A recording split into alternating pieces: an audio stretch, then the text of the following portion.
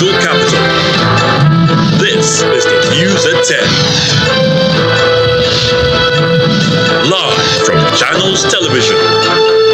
Reporting tonight, Ayotunde Balogun.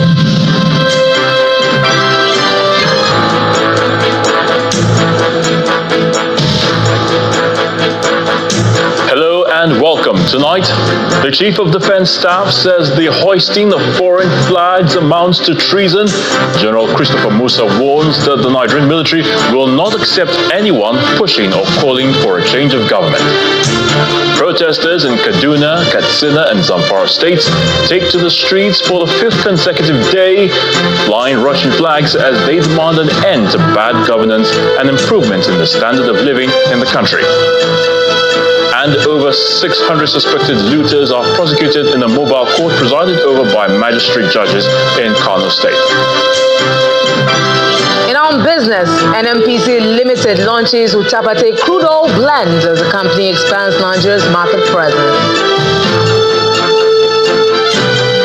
On sports news tonight, Nigeria's Favour Philly runs a season best of 22.05 seconds in the women's 200 meters semi-final, becoming the first Nigerian woman to qualify for the finals in 28 years. From Abuja, the nation's capital, the Federal High Court sitting in Lagos declares the sale of Nigeria Air Limited to Ethiopian Airlines null and void. And in international news from London, Bangladesh Prime Minister Sheikh Hasina has resigned and fled the country after anti-government protests in which hundreds of people have been killed.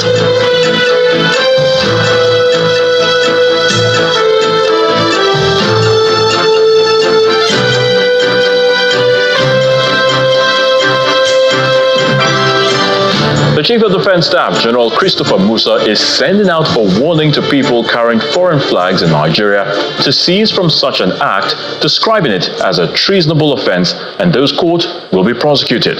He was speaking in the State House after a security meeting with President Bola Tinubu in company of the other service chiefs and heads of security agencies. The defense chief also dismissed insinuations of a coup in the country with a reminder that all security agencies will continue to stand and defend democracy. 2 hours meeting with Mr. President, we explained to him in details the current situation on ground since the riots have started.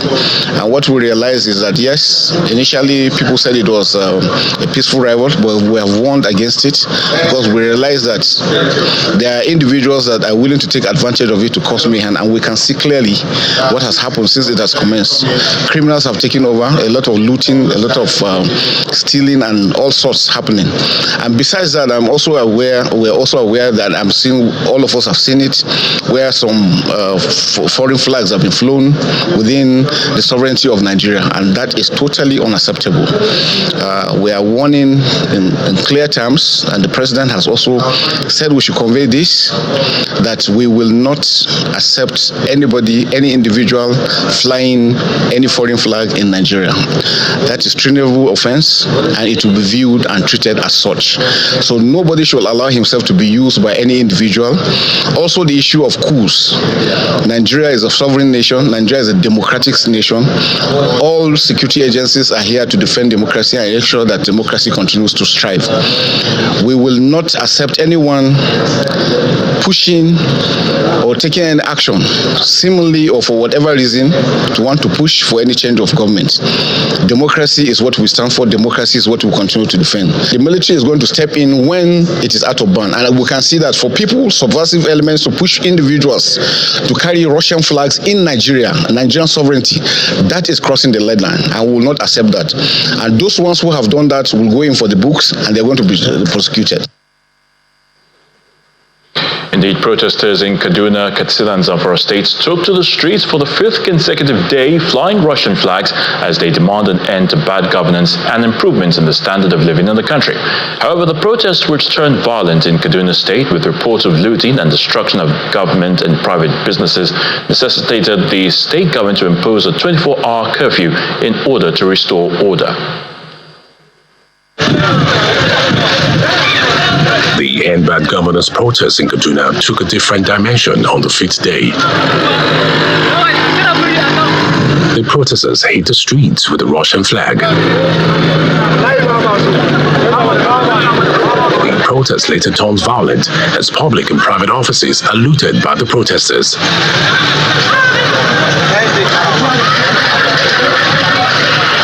It got to the point they attempted to hijack an armored personnel carrier. Unable to access it, they climbed all over, even as the driver tried to shake them off.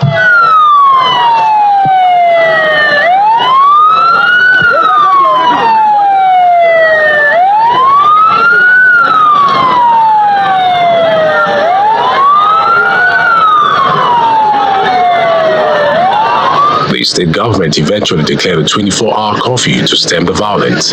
In a statement signed by the overseeing commissioner for the Ministry of Internal Security and Home Affairs, Mr. Samuel Arwan, the government says the measure was taken in the interest of peace.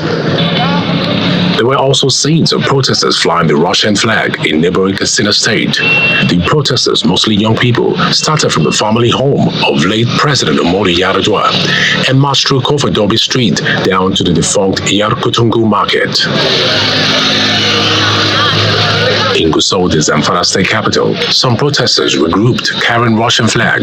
The protesters are mostly children and youths who march across major points in the state capital, including Tudunwada, Freedom Square, the Government House, and Garabiu.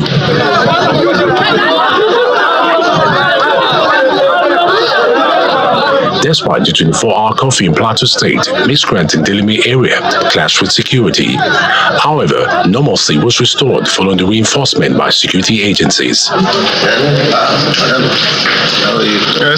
Meanwhile, Governor Morufin Tiri of Adamawa State has described the demand of the End-Bad Governors protesters as genuine.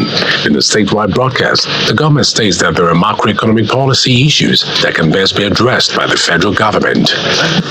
Good governance is your right, and that is what we have all sworn to give you. That is what is our trademark in Adamawa State. As a government, we don't really need to protest we don't need to protest to remind us of this sacred responsibility. We are doing our best to cushion the effect of your hardship. We are particularly conscious of the disturbing youth bulge with a growing unemployment rate that is alarming. Governor Fintri commended the people for hearkening to the government's call for calm as the state has been peaceful, assuring that his administration will ensure that their demands receive attention. The Nigeria police have arrested one Ahmed Taylor, who is alleged to be responsible for the mass production of Russian flags in the Kwana Hudu area of Nasarawa local government area in Kano State. Addressing a news conference organized by the Strategic Communication Interagency Policy Committee, the Force Public Relations Officer, Mr. Olumuyiwa Adejobi, says 30 persons have been equally arrested in Kaduna for flying the Russian flags. So please, can we also